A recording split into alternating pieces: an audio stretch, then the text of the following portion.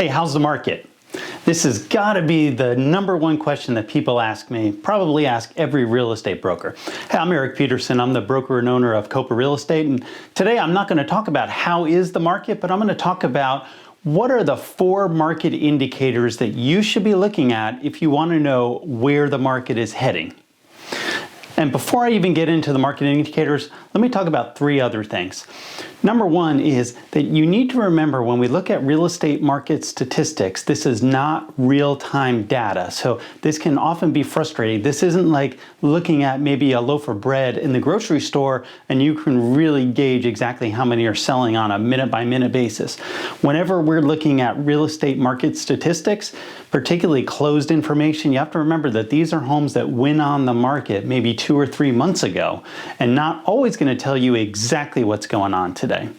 The second important thing that you need to realize is that particularly within the Austin MLS and the Board of Realtors, the market statistics that we're taking cover a huge area, right? So there's not always a lot of similarities between a small, say $300,000 home down in Kyle as you're going to see in an over $1 million home on acreage lot out in Liberty Hill. So keep in mind, you really have to also break these down into market statistics for your particular neighborhood. And then the third thing to remember, as always, the average real estate agent is only going to sell a couple of homes a year. And what that means is they may not really have the market knowledge to look into these statistics. And we know, what did Mark Twain say? There's lies, damn lies in statistics. Well, we have to remember that it's the same thing with real estate. It might not truly be painting the entire picture if you're thinking about selling your house or maybe buying a home. Let's look at what the 4 most important market indicators are when you're trying to see where the real estate market is heading. The number 1 market indicator that we want to look at is the months of inventory.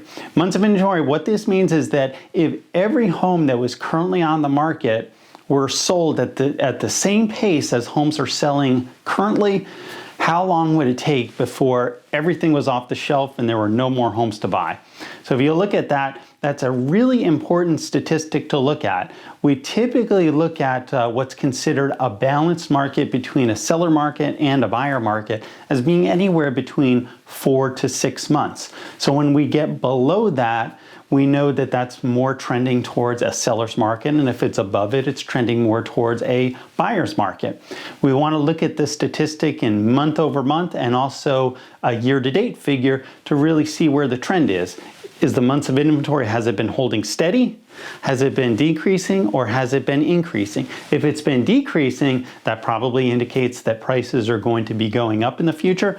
If the months of inventory has been increasing, that might mean that there's going to be a little bit more softness in the market and that prices might either dip down or perhaps they might not be growing quite as strong as that we've seen. The second most important market indicator that you want to look at is days on market, because this tells you how fast homes have been selling, right? So when we look at our market today, we're seeing homes selling super fast. And this is really also one of the market indicators, the statistics that I would point to about the different areas and even different price ranges may be selling at different speeds. Okay, so homes on the lower end of the price range may be selling much faster than in the $5 million price range market. So make sure you're looking at this statistic based on particularly the sales price of the home that you're considering buying or selling. But this does tell you, this helps to tell you the supply and demand markers, because the faster the homes are selling, that means that the demand is increasing, which would indicate that prices are going to be going up. When homes start to sell slower, then that typically indicates that demand has been going down, right? And that we'll probably see maybe a little bit of softness in the market. And again, even if prices aren't going down, maybe not accelerating quite as fast as that we've seen.